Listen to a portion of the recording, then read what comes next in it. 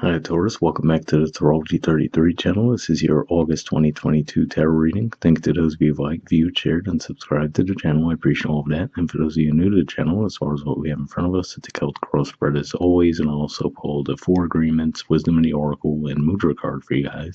We're actually going to start the reading off by rolling those astrology dice we have in front of us to get an idea of where your focus should be as far as that goes.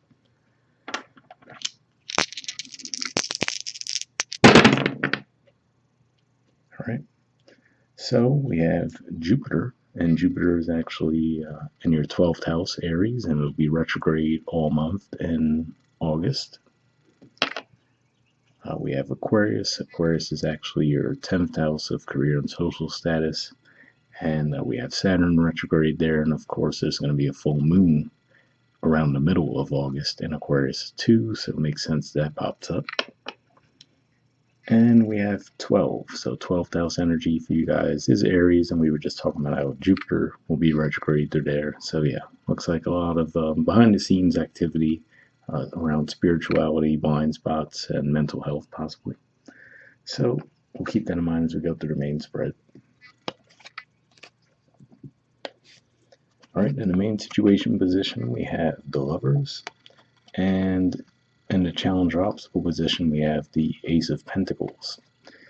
So seeing these two things together, it could just be saying that there's an opportunity for you guys to get into a connection. Now, for some of you, it can be an actual romantic connection, for sure. But given for you guys that Gemini energy is your second house, which is more related to finances, and we see the Pentacle there, some of you, this could be a financial thing too. But I feel like this is saying the reason that this isn't a challenge is it would require some action to be taken. So, again, so a super generic example, if it is a romantic connection, right? Could just be saying that there's the potential there for you to get things off the ground with this person, but it would actually require you to make an offer to them, right? Financially, you could just be saying, all right, maybe there's opportunities out there, but you might have to be a little bit more proactive in seeking them out. So that's what I see with that. And of course, given that we see that 12th house energy, and we were talking about how Jupiter would be retrograde in your 12th house, could just be one of those things where you might be stuck in your head a little bit around whatever the situation is. All right, in the foundation position, we have the Knight of Wands. So this is Sagittarius energy here, and usually this could point to someone who's always on the go, so it could be a bit more of a casual energy. And maybe that could be, so again, if this is like a romantic situation, right, could just be where you might feel like the person might be a bit non-committal, right? You might feel like, oh, if I do let them know I'm interested, chances are they wouldn't reciprocate that, right? Because you might just feel like they have that energy to them where they're not really wanting to try to settle down. But yeah, for some of you, this could be around finances too, though, like I said, and you might feel like maybe it would require a big leap on your part. And maybe you're just not used to that type of move when it comes to finances. All right, in the past position, we have the 10 of Pentacles, Virgo energy, Queen of Wands, Aries energy, and 8 of Swords, Gemini energy. So yeah, this is another thing that gives you that similar vibe to it. This Aries energy represents your 12th house, like we see with the dice, right? So on the one hand, we see the 10 Pentacles representing that stability, long-standing situation. The Aries energy is very much an action-oriented energy, but then we see the 8 of Swords there, which is to say that, when it's actually time to take the action around going for that stability that you're hoping for, you could just feel like you freeze up a little bit. So now this isn't a past position, so for some of you it might be moving out of energy, but that's what I'm seeing there, where there was like a desire for something, the thought around it, but then actually taking the action toward it might have been a bit more difficult. And again, going back to the dice with the 12th house and the Jupiter energy coming up, and not to mention that Mars was in your 12th house for a while too, and it just recently moved into your sign. So that could have been part of it too, where you might have had ideas flowing like crazy, but just couldn't really find yourselves taking the action toward it. All right, in the present position, we have the Tower. So, I mean, technically I'm recording this right basically in the middle of July, and this is an August reading. But really, what I'm getting with this is that this tower moment makes me think of the full moon in Aquarius that we're going to have in the middle of the month, and especially given that we saw that come up in the dice as well. And the reason I say that is because that full moon is going to be pretty close to Saturn, and it's going to be making a square with the nodes. So the north node is in your sign, so I feel like that could be a pretty intense full moon. So you could definitely feel a big energy shift around that time, and this could be around whatever this opportunity is. So again, a super generic example, right? Let's just say you have someone that you are interested in, but for whatever reason you don't feel confident coming forward to express those feelings to them, right? And then the tower moment could be you're just letting time pass, and then eventually someone else comes along and takes that opportunity with that person, right? Again, financial situation could be the same thing, right? You're like, oh, should I apply for this job, right? Okay, I see there's a job opening. Should I go for it? Should I not go for it? And then you find out that someone else in your office might have gotten the job. And worse yet, you might have felt like you would have been more qualified for it. But because you didn't take the opportunity, right, it might have slipped through your hands. So that's a couple of ways I could see the energy playing out. All right, in the near future position, we have the Nine of Cups in reverse. So the Nine of Cups in the upright is often referred to as the wish card, right? And on the one hand, this could be a good thing to see this in reverse, which could just be saying if we look at the body language there, this person looks very much, well, if I get it focused, there we go. They look very much like they're content being right where they are, right? And they're going to let things come to them, which in a lot of circumstances, that can be a good thing. But given what we were just talking about with the energies we see here, it could just be saying that with this in reverse, it could just be another indicator that you might actually need to be a bit more action oriented versus letting the opportunities come to you in this particular situation. All right, in the position of your influence on the situation, we have the Magician. So yeah, if nothing else, I feel like this is an indicator that says that you do have all the tools at your disposal to actually take action around the situation, whatever it may be. Like I said, for a lot of you, it could be finances, but I could also kind of see the blend of where it could be a love relationship scenario as well. But yeah, that's what this is saying to me. It's like, all right, whatever you would need to do to actually take the action to get it. I feel like it's saying you have all that available to you. But also, this could also be saying too. So keep that in mind as far as negative thought processes as well. So if you're just thinking negatively around it, that could actually bring some more negativity toward the situation.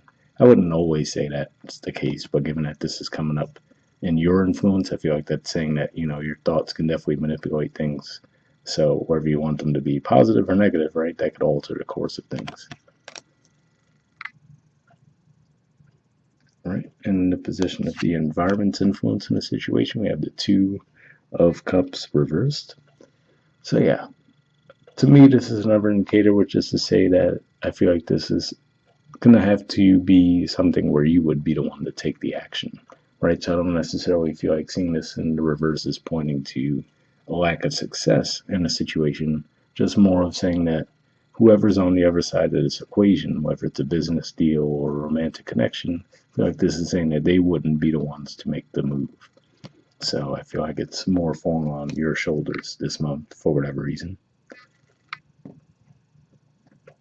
All right, in the hopes or fears position, we have the Empress, which often I view as a Taurus type of energy. The Queen of Pentacles, which is Capricorn energy, and the Ace of Wands. All right, so I mean, these are pretty positive cards by themselves, so I'm going to assume that these would all qualify as more of a hope than a fear for you guys. But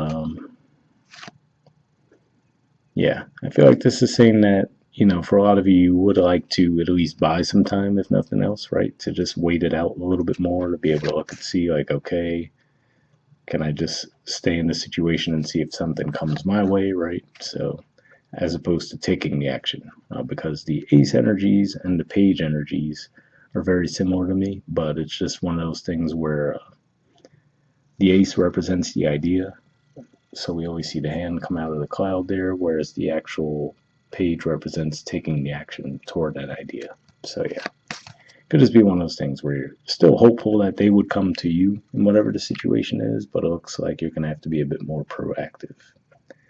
All right. And in the outcome position, we have the Seven of Swords. So this is Aquarius energy here.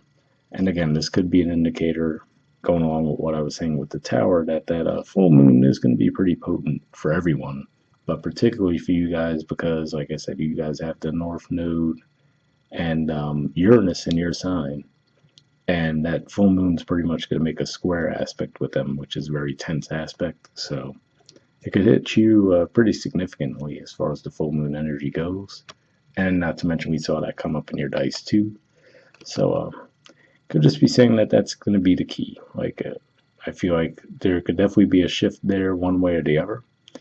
And like I said, these cards do seem kind of negative, right? As far as we have these two cards that are pretty positive, but they're in reverse.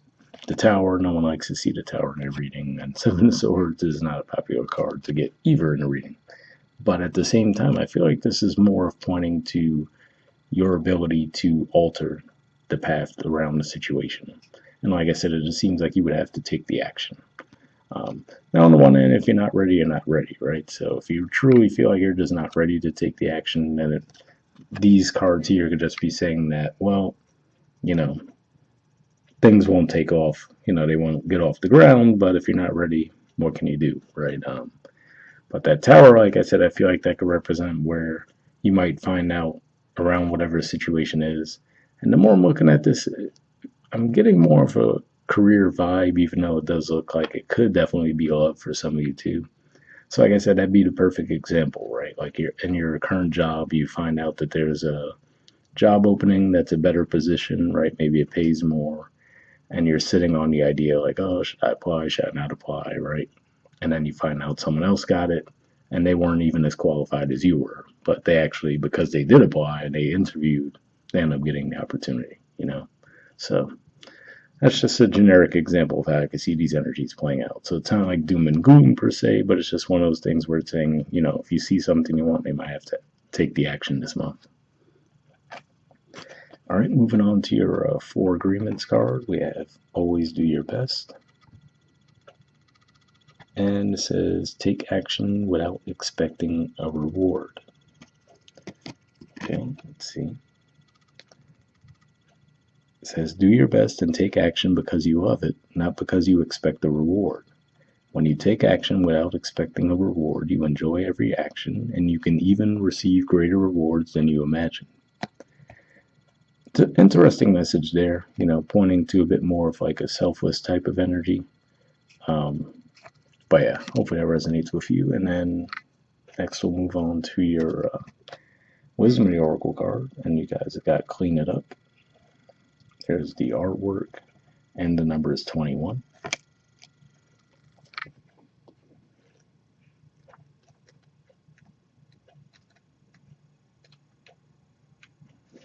Okay, under essential meanings, it says getting to the core of a situation, freedom from a burden, cleaning house, sweeping away what is no longer needed.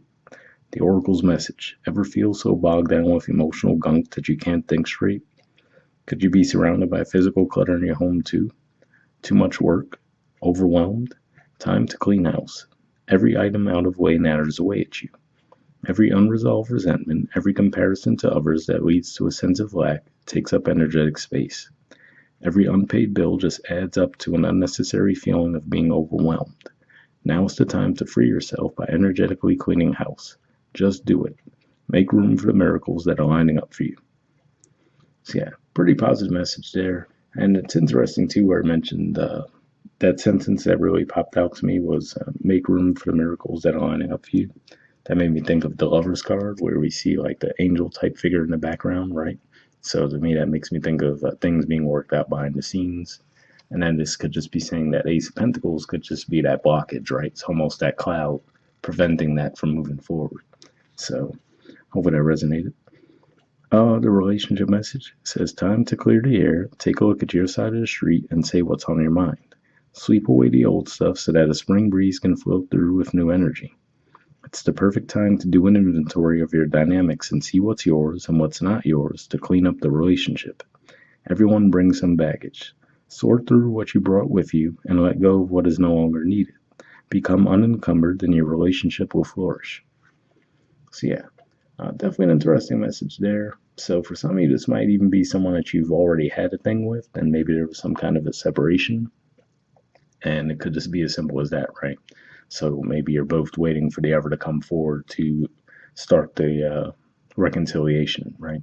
And I don't know if I mentioned this too, but at the bottom of the deck, we also see the Two of Swords. So yeah, it looks like there's definitely some, thinking things over, right? Not being quite ready to take action. And interestingly enough, beneath that, we have the Judgment card too. So yeah, for a lot of you, this could be a connection that you've already been in, but there was some kind of separation, and this is just more of getting the connection back on track. All right, and the prosperity message says simple things like opening your mail, paying bills, sorting out your timetable, making lists, and getting organized is what this symbol means when it comes to your work. Make time for yourself too. This card is a sign you may be overburdened and overwhelmed. It's okay to say no. You'll prosper even more if you do.